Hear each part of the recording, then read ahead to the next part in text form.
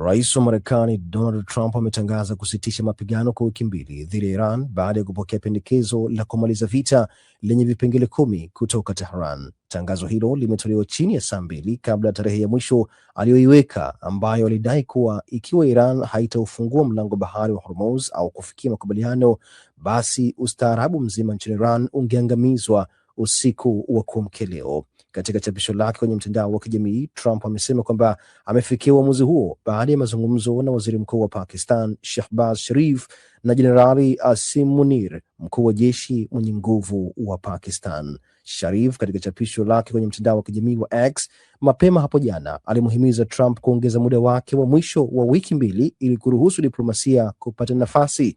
Pakistan ndio imekuwa ikiongoza jitihada kwenye meza ya mazungumzo baina ya pande hizo mbili. Iran na Israel pia zimekubali pendekezo hilo lililotolewa na Pakistan la kusitisha mapigano kwa wiki mbili, kwa mujibu wa ripoti kutoka nchini Marekani, Israel na Iran. Gazeti la New York Times la nchini Marekani limenukuu maafisa wa Iran waliodai kwamba mpango huo wa kusitisha mapigano uliidhinishwa na kiongozi mkuu mpya wa nchi hiyo, Ayatollah Mojtaba Khamenei. Nchini Iran kwenyewe, vyombo vya habari vya serikali vimedai kwamba rais wa Marekani amekubali masharti ya Iran ya kukomesha vita na kuielezea hatua hiyo kwamba ni kujiondoa kwa aibu licha ya vitisho vyake vya kuishambulia Iran.